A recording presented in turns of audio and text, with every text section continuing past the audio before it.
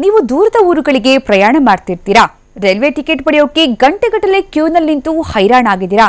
ಇನ್ಮುಂದೆ ಆ ಕಷ್ಟ ಬಿಟ್ಟಾಕೆ ಆರಾಮಾಗಿ ಜರ್ನಿ ಮಾಡಿ. ಮೊಬೈಲ್ನಲ್ಲೇ ಪಡೆಯಬಹುದು ಸಾಮಾನ್ಯ ಪ್ರಯಾಣದ ಟಿಕೆಟ್. ನೈಋತ್ಯ ರೈಲ್ವೆ ಇಲಾಖೆಯಿಂದ ಬರುತ್ತಿದೆ ನೂತನ ಆಪ್. ರೈಲ್ವೆ ಟಿಕೆಟ್ ಪಡೆಯುವ ಕಷ್ಟ ಏನು ಅಂತ ಅನುಭವಿಸಿದವರಿಗೆ ಗೊತ್ತು. ದೂರದ ಊರುಗಳಿಗೆ ತೆರಳುವ ಮುನ್ನ ಜನ ರೈಲ್ವೆ ಟಿಕೆಟ್ ಪಡೆಯಲು ಗಂಟೆಗಟ್ಟಲೆ ಕ್ಯೂನಲ್ಲಿ ಕಾಯಬೇಕು. ಇದೊಂಥರ ನರಕಯಾತನೆ. ಈಗ ಈ ಯಮಹಿಂಸೆಗೆ ಬ್ರೇಕ್ ಹಾಕಲು ನೈಋತ್ಯ ರೈಲ್ವೆ ಮಾಸ್ಟರ್ ಪ್ಲಾನ್ ಮಾಡಿದೆ.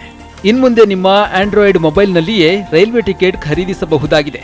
ನೈಋತ್ಯ ರೈಲ್ವೆ ಇಂದು ಅಧಿಕೃತವಾಗಿ ಅನ್ರಿಸರ್ವ್ ಟಿಕೆಟಿಂಗ್ ಸಿಸ್ಟಮ್ UTS ಎಂಬ ಮೊಬೈಲ್ ಆಪ್ ಬಿಡುಗಡೆ ಮಾಡಿದೆ.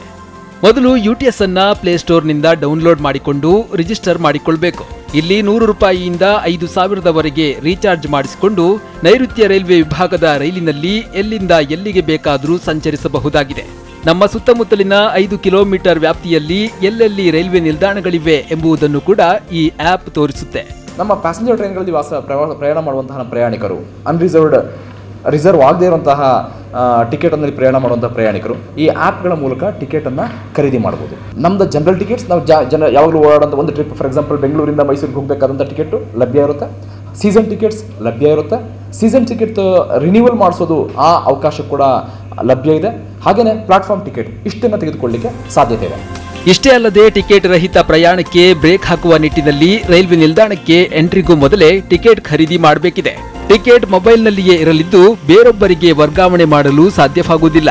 ಅಲ್ಲದೆ ರೈಲಿನಲ್ಲಿ ಸಂಚಾರ ಮಾಡಬೇಕಾದಾಗ ಟಿಕೆಟ್ ಖರೀದಿ ಸಾಧ್ಯವಿಲ್ಲ. ಟಿಕೆಟ್ ಪಡೆದ 3 ಗಂಟೆಯೊಳಗಾಗಿ ಸಂಚಾರ ಮಾಡಲೇಬೇಕಾಗಿದೆ. ಇನ್ನು ಮೊಬೈಲ್ ಇಂಟರ್ನೆಟ್ ಇಲ್ಲವಾದರೂ ಟಿಕೆಟ್ ಸಿಗುವ ವ್ಯವಸ್ಥೆಯನ್ನ ಸಹ ಮಾಡಲಾಗಿದೆ. ಈ ಟ್ರಾಫಿಕ್ ಜಂಜಾಟದಲ್ಲಿ ರೈಲ್ವೆ ಸ್ಟೇಷನ್ಗೆ ಕರೆಕ್ಟ್ ಟೈಮ್ಗೆ ರೀಚ್ ಆಗೋಕೆ ಆಗದೆ, ಟಿಕೆಟ್ ಖರೀದಿಸಲು ಆಗದೆ ಟ್ರೈನ್ ಮಿಸ್ ಮಾಡಿಕೊಂಡು ಹಿಡಿಶಾಪ ಹಾಕೊಂಡು ಓಡಾಡುವ ಜನರಿಗೆ ಈ ಮೊಬೈಲ್ ಆಪ್ ಭಾರಿ ಅನುಕೂಲವಾಗಲಿದೆ.